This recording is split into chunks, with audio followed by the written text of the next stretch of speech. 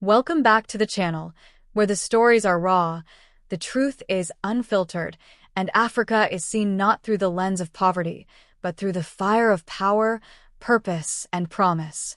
If you haven't already, go ahead and hit that subscribe button, turn on the notification bell, and get ready because today's story isn't just news. It's a shift, a pulse, a signal that something massive is stirring in the heart of the Sahel.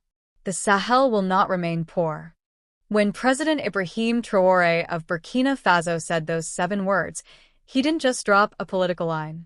He dropped a declaration of war on every lie that's been told about Africa, every system that's held it back, and every hand that came to take but never to give.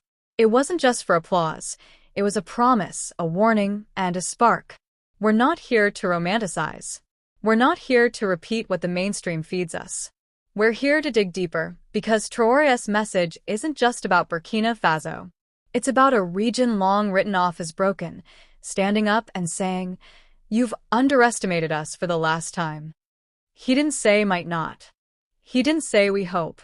He said will not, with that steady, grounded defiance that shakes rooms and makes empires nervous. Because the truth is, the Sahel has never been poor. It's been robbed. Think about it. Gold, uranium, manganese, fertile land, a youthful population, a rich cultural legacy. All of that right here.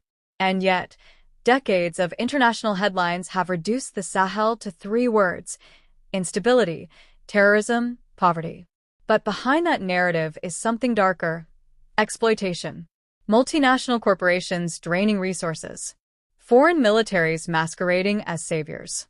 Political puppets keeping the old scripts alive. And now, Traoré is tearing that script to shreds. He's not playing the game. He's flipping the board. He's walking into rooms and saying, "We will process our own gold. We will educate our own children. We will defend our land without begging for boots on the ground. And we will do it on our own terms." And that's not just rhetoric, it's action. Under his leadership, Burkina Faso is beginning to rewrite mining contracts, invest in local industry, and build alliances that are based on mutual respect, not domination. He's creating a model that doesn't revolve around dependence or pity, but around sovereignty. And that word, sovereignty, that's the word the world fears. Because a sovereign Africa is an unstoppable Africa. It means wealth stays home. Decisions are made at home. Futures are built at home. It means no more backdoor deals, no more resources leaving with nothing coming back, and no more treating African leaders like disposable chess pieces. This energy, this fire, it's catching. In Mali, in Niger, in Guinea, in the streets of Bobo Dioulasso and the cafes of Bamako, you can feel it. Young people are waking up. Not with rage, but with vision, with purpose, with pride. They're seeing through the noise, they're picking up the tools of change, farming, coding, creating, organizing, and they're moving. Traoré's not just commanding an army, he's inspiring a generation. And listen, it won't be easy. The resistance is real. The pushback is already coming. There are global forces that profit off a weak Sahel. They need instability. They thrive on fear. But something has changed. That fear isn't working anymore. People are no longer asking for permission to dream. They're building. They're creating cooperatives, planting their own food, opening tech hubs, protecting their land. The mindset has shifted. The narrative has flipped. And when Traoré says, the Sahel will not remain poor, he's not just predicting. He's prophesying. Because poverty isn't just about money, it's about mindset, access, ownership. And when people reclaim their worth, their land, and their voice, the poverty machine breaks. You can feel it breaking. Right now. If you've made it this far, you already know, you're not just a viewer. You're someone who feels the urgency of this moment. You see the patterns.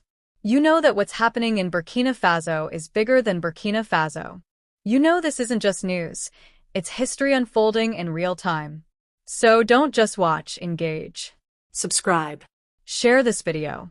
Drop a comment below. Tell us where you're watching from, what this shift means to you, and what kind of Africa you're fighting for. Because whether you're in the diaspora on the continent or somewhere in between, this is your moment too.